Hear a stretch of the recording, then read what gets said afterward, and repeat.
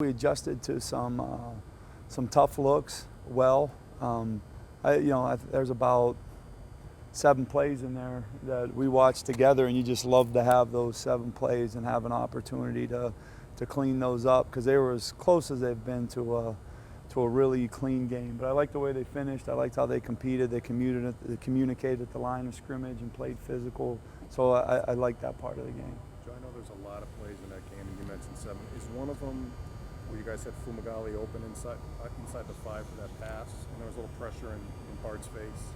Yeah. Is that what could have been done better there to give Bart more time? The biggest thing was, they had shown pressure from the field. When their pressure came, it usually came with 2 off the edge.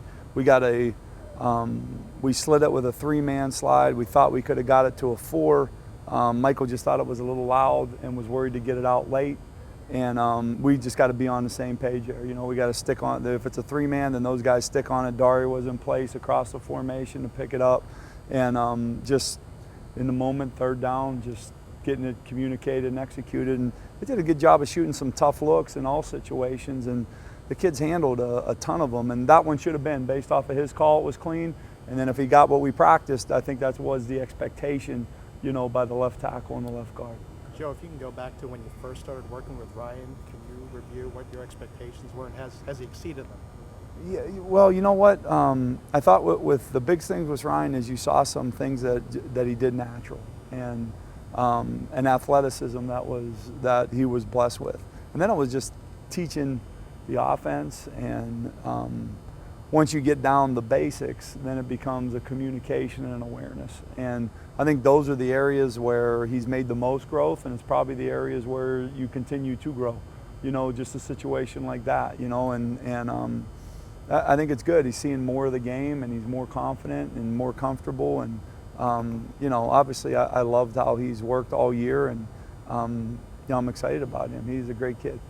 You guys had to do a lot of rotating up there with injuries, youth, and all of that. Given all of that, Joe, you didn't have that perfect world tackle to tackle the same 5 guys, but given the mix and matching you had to do, you see a lot there to be encouraged from. Yeah, you know what? I think we had 4 guys coming back that were redshirt freshmen, and then you have really 2 freshmen that played a ton this year. And a lot of times you have to feel what it's like to be in competition to win a job. And if you don't, it's hard to feel the pressure of needing to perform day in and day out on a practice field, let alone in a game, like how important each rep is. And so you had to create it a little bit, and you had to reward guys for how they played, and you believe that the best guys would emerge, but they needed to feel competition, and guys needed to be rewarded for good play, and I think in the end it brought out the best in the group. How valuable have Alec and Austin been from the fullback spot in short yardage situations, and also do you think they kind of play a thankless position in some respects? Yeah, well, shoot, we give them the ball. I mean, they've done a really nice job, and they've shown that they can catch the ball out of the backfield and protect, and they've shown that they can be physical blockers and reliable ball carriers. And I think they kind of fit in right with the O-line and the tight ends at times. Like, you got to be consistent, and that's the grind to get there, and it's each play. And but really like what those 2 have done this year, and knowing you got those guys back, expect that continued improvement out of it. Joe, in the line, you could have everybody back next year on the line, and worst maybe Ramczyk leaves, but are you excited about the prospect of another offseason with a lot of these same guys, what they can do next year?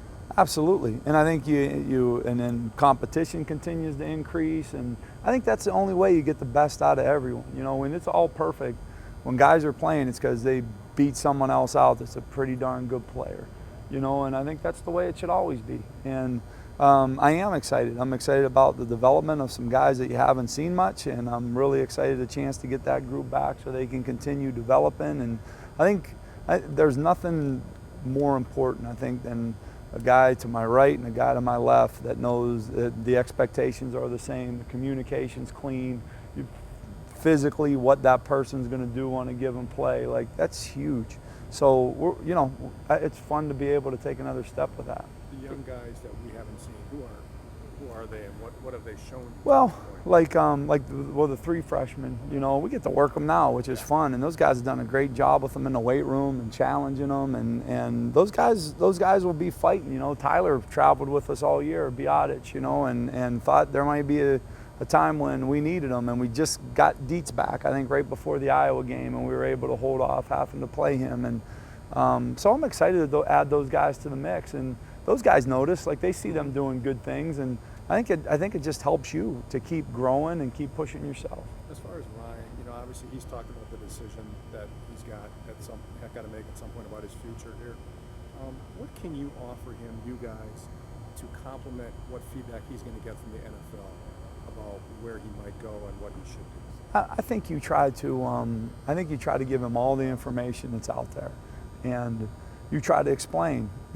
Sometimes different people that you speak to have a dog in the fight, and you try to give them the information, and you try to get as much as you can right from scouts and general managers and owners and O-line coaches, and so he can really get a feel where he kind of projects, and then I think you try to explain the positives and the negatives for a general person, or maybe an O-lineman, and then you try to explain the positives and the negatives maybe for him as an individual.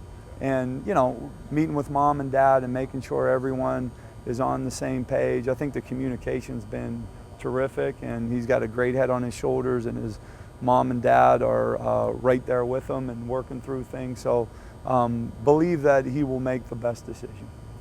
A lot of times in a bowl game, people come up with new plays, new wrinkles, whatever. Realistically, how much of that can you do in a month before a game?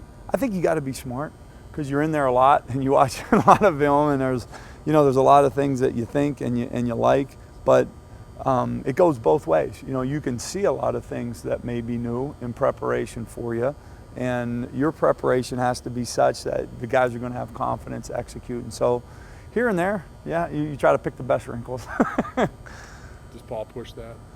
Paul's pretty good at that. I know Yeah. Historically, he's been pretty good at that. Yeah, he does, and there's things that you've practiced all year that you really haven't gotten to because the situation hasn't been right, or hey, it's good against these types of looks, but we didn't get to it in this game or that game. So you keep growing and you keep letting the guys grab more ownership of kind of specials like those. Joe, do you have an idea when Ryan's going to make that call and let you guys know? Yeah, I don't know. I know he's aware of the deadline, but I think I don't foresee it happening real soon, but I'm not positive. Bart's kind of had a real wild ride of the season from being the starter to not playing to playing again.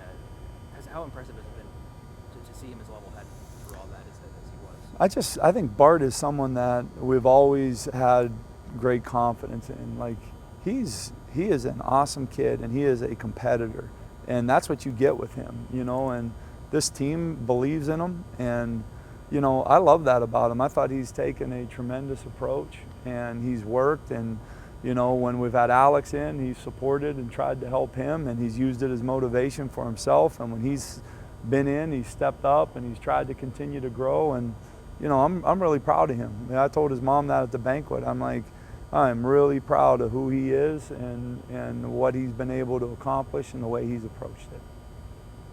Do you anticipate using both of them in the bowl game? As you did for most of the season? Yeah, I think that as we finished, I think it's been a good approach for those two. I think it's nice that Horny knows he can get out and take a look at things at times, and I think Bart can't wait to get in there and go, and those two have found a way to complement each other, and don't see it being different as of today. You guys decided on a starter for the game? Don't see it different as of today. Is any part of you surprised with the way that it has worked so well, though? Because a lot of programs that would try two quarterback systems, it fall apart. I totally agree with you. I think it's got to be the two kids. I think they hold the magic to making that work or not work. And I think a team has to believe in both, because if you push one or push another, the guys know how hard those two work, and they respect them, and they know that those guys respect each other. And I think that's the only way it works, and that's not an easy thing to put in place.